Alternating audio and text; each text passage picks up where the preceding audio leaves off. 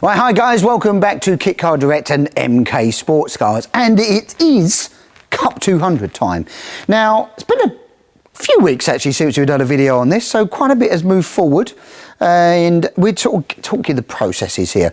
Well, this is the face of the Cup 200. This was a new nose cone we launched a couple of years ago, pretty much for the race series. It's been very popular with the road cars now as well, because it does give you the extra cooling, ducting, and it looks bloody cool, let's be honest with you. Well, I think so anyway. And yeah, that's really cool. Nose cones on. All below that, which we fitted on, I think we showed before, is the radiator, the 34-row oil cooler. They run on an AN10 fitting on a 180 degrees going out and down and then under into the sump system, which is for the cooling. We've got, these are the billet front uprights all in, all of our, it's got the 2.2 quick rack on this, the heavy duty 2.2. Without extensions on, these are flatted out, so when you get your 19mm spanner fits on there nicely to adjust for the toe and everything else, it's going to be easier. Wing stays on the Cup 200 pre-bent, come in, and this is bolted through this row joint here, which bolts through the steering arm. So they're really strong, nice and solid, not going to move, with the calipers on, and the wings here are positioned for IVA specification. It's going to be road legal, this particular car, with a trim around it. So you've got to make sure that from here, from this parallel line, that you're covering 30 degrees on both sides. This, which most wings do, but some people I've seen them where they've tilted them right back and then fouled on the 30-degree angle. Ignoring these are only here for, well, we put them on, it's an IVA basically kit that we've got here that we use. We normally put these in here, little dot indicators, but we're putting this on because it's going to be a race car. Most of the time we're on the race, and if this gets hit, it might destroy it. And we'll put some others in another location there, but that's all that's for with the IVA spec front indicators and side indicators.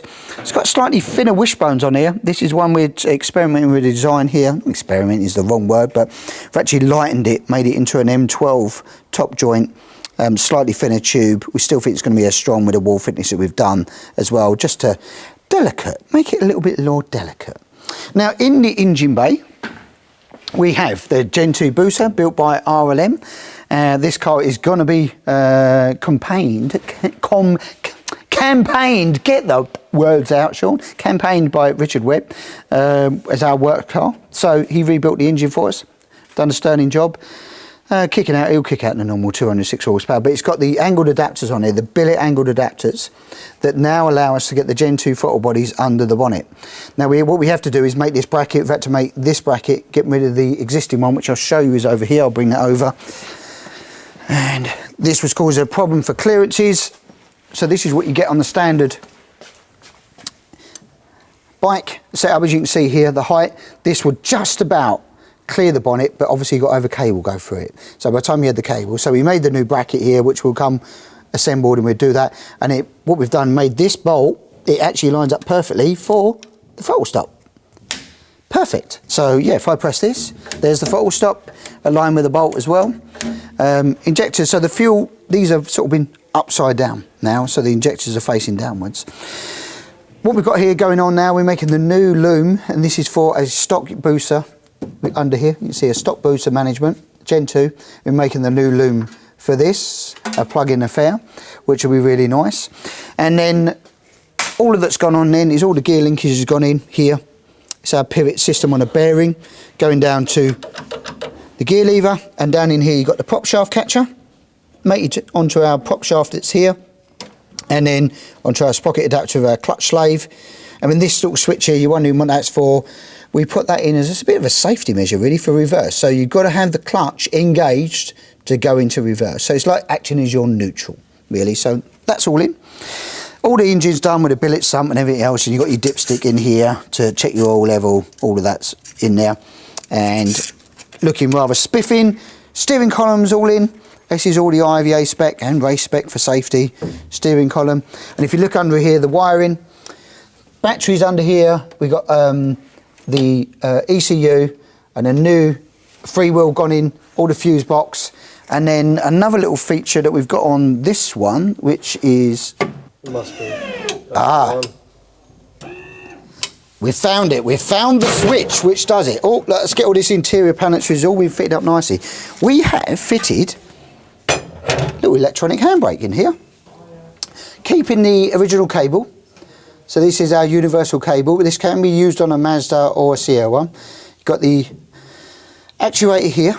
Comes up to a control box under here. We've made the mounting bracket, so you will be able to mount this if you're using our normal forward based. We make this bracket that bolts in and do it. In the future, we'll make a new bracket for all new stuff, but for existing stuff, the bracket will come with it and the mounting bracket here for it all. And then we'll activate this. Handbrake is on. Activate it again. Handbrake is off. Really, really simple. And it cleans up the whole interior then. So it gives you the option now of going with the electric handbrake, because guess what? When you're driving, no handbrake lever near your elbow, which is really nice. And also the other thing that happens is you have to make sure that you can put it on, but not take it off for IVA when the power is off, when the ignition is off. So that's installed correctly.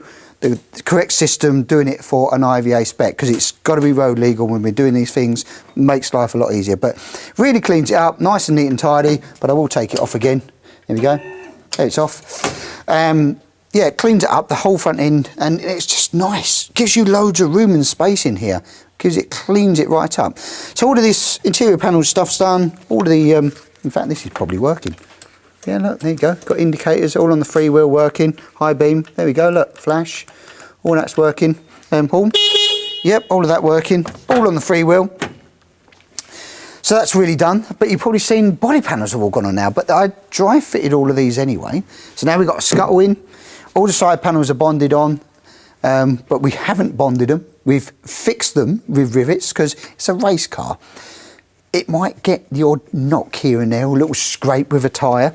And if you want to replace a panel, if you bond them on, it's a bit of a pain to replace them. So we fix them in a way which puts some very thin foam in there, just to stop the panel vibration. And then fix them on with, like in here, you can just see, got little countersunk rivets in here to clean it up and neaten it up. But they're really easy to replace at a later date.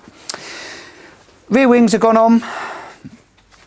All of these and the rear tub all gone on. Very easy to fix. Got two fixings here to bolt it to the side panel, and then two fixings on the rear arches, which is nice and easy. Just see them here, too easy, 2 and 2. And then we've actually riv nutted it into the side panel here. Again, it's just going to be easier if we have some impact on there and clean it up. LED lights all in one. They all look really smart, really like these. IVA compliant, got your reflector, your indicator, you got your reverse light and your tail and your brake light all in one, and those super clean. And again, we normally do our all-in-one fog light and rain light module, which you've seen on other cars, which we've got on, I can't remember what car it is. One of these cars, I think it's on Yoshi's car, isn't it? Yeah, this one here. Come, follow me. So we normally do, guys, this, which has got your LED number plate light and the fog light in there. Now, we're not fitting that on this particular car because it's going to end up being a race car. Most of the time, we have to have the FI rain light, which fits in this position. So we're fitting the number plate light down there in case it gets hit or knocked in racing, and it's easy to replace rather than that on the back panel. So, exhaust manifold's gone on this side when Lewis has come down here. We're just modifying that to fit all through the aperture here.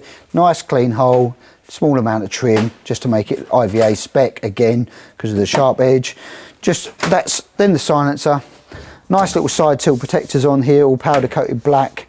And we've got to label up the switches on here. It's got the AIM dashboard in there, just some wiring to do on that in that unit.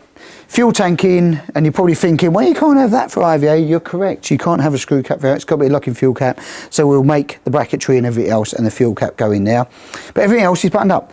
Fuel system, fuel tank, sender, all the speed sensor in here, which is down on the drive shaft here. Little comes off the diff bracket, little speed sensor just in here. Then it's easy to program them, really simple. And all the brakes, it's got the wheel brakes on the back, and we've modified the handbrake. And we have the little top hats. It comes as part of the kit. And we've got it, once we get it on the ground, we'll prove it. But I know we had a big bar on these wheels trying to turn them with this handbrake, with the electric handbrake, because it can change the amount of force you want to put on it. You can go, it's got 16 different levels of settings on there. So you can go, if it's not quite enough, go up another setting, keep going and going and going.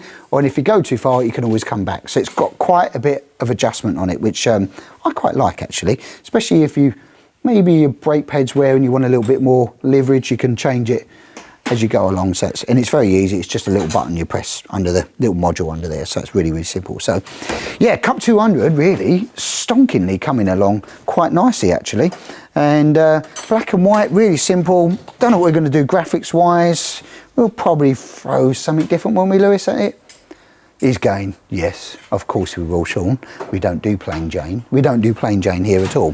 Whether it's a stripe graphics, not sure yet. We'll speak to Rich at RLM as well, because they're going to be helping us run this car this season in the Cup 200, which leads me on to, if you want to get involved in the Cup 200 Championship, whether it's to build a car yourself, buy a car and race it, or hire a car and race it, then hook us up, phone call, email, we can talk you through the championship. There is a car there available. RLM have actually got a car. It's one of the Rich's own car there that he's available for a couple of rounds this season. Hook us up, phone call, email, or contact Rich at RLM Racing and he can talk you through what it's all about. These cars are epic on track. I mean, what they do is so much fun. And the best thing about it is the people involved in it. Awesome championship, awesome engine, awesome car to go with it. So, yeah, I feel exhausted for talking about this, how much we've done in such a short period of time. So that's it for this week, guys. Now, if you want to get involved in the Cup 200 Championship, hook us up, phone call, email, and we will catch you next time.